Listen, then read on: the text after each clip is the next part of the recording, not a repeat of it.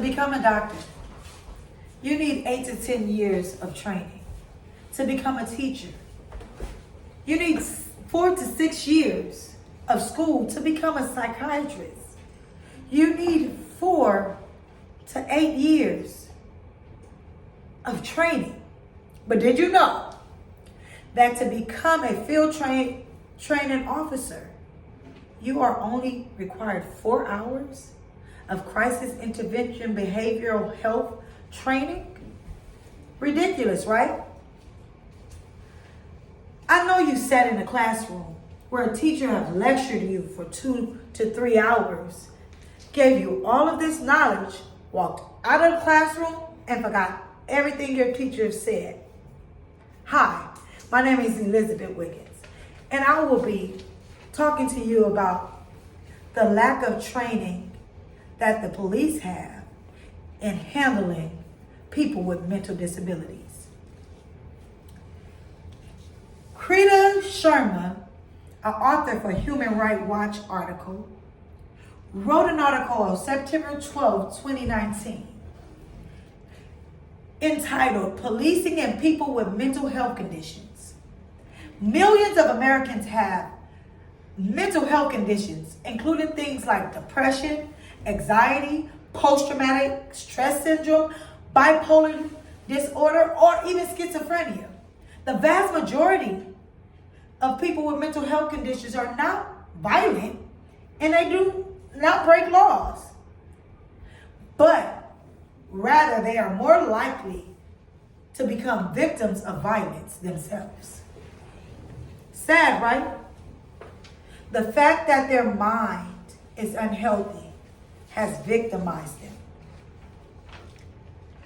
The issue is not that they have a mental problem.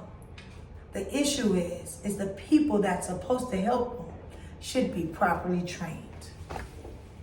Trayvon Hughes wrote an article entitled Sonia Massey's Death, How Race, Police, and Mental Health Collided in America's Heartland. He is a writer for U.S. Today's paper. He stated that a sheriff shot and killed Sonia Massey, a 36-year-old woman, inside her small home. Sonia Massey called because she heard a prowler in her backyard. A woman who had mental health illnesses, according to her family. Her mental illness was the ultimate cause of her death. Sad, right? How something that's out of your control is the cause of your death. I know you heard a story of someone named Jason Harrison. Well, an author unknown who wrote for ABC News wrote an article on September 30th, 2015. She entitled it, The Deadly Consequences When Police Lack Proper Training to Handle Mental Illnesses. Shirley Harrison called and was very calm while she was talking to dispatch. She explained to them that her son was in a crisis and that he was off his medication and that he was bipolar schizophrenic. When the police showed up to help and service Mr. Harrison followed his mom to the door. He had a screwdriver. When the police officer seen that Harrison was carrying a screwdriver, he began to yell, which hyped the whole situation up. Him not knowing what to do and the officer not being trained correctly, he began to yell, put the screwdriver down. Harrison didn't. He yelled again. Harrison still held the screwdriver. Ultimately, this man's mental illness and the lack of that officer's training became the reason for his death. Now, you may think that, okay, well, he had a screwdriver.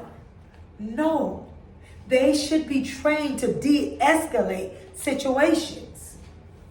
Now, on October 17, 2022, Nathan James, an author for Congressional Research Service articles, wrote an article that stated that the police and how they were handling people with mental disabilities were coming under a light. They started seeing it happening more and more and more. So what did they do? Policymakers started looking into different programs to create. They came up with this. The first program was the Crisis Intervention Program. That one was special trained law enforcement officers that was trained specifically for mental health. Then you had the co-responders team. They partnered the law enforcers with trained clinicians. The third one was the mobile crisis. That did not include law enforcement at all. Just community-based mental health professionals responding to individuals experiencing mental health crisis. Now, how do we fix this problem? Well, we send them back to training, of course, making it mandated that they do not 4 hours, but multiple hours of different training for different mental illnesses, learning how to de-escalate things. There have been 2,700 CIT programs invented for this situation right now. This came from ABC News author Jennifer Valesino. She entitled her article, How Crisis Intervention Training is Helping Police Respond to Mental Crisis Calls. Well, with 2,700 CIT programs, begin to send your officers to these programs, starting off with the new ones that you hire. No one gets to come into the facility without this mandated program.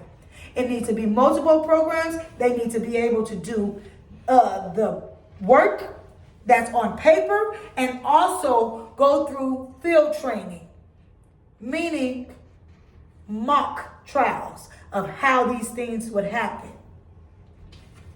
We cannot keep killing people because we don't understand them. Please, please train our officers the way they should be. Thank you.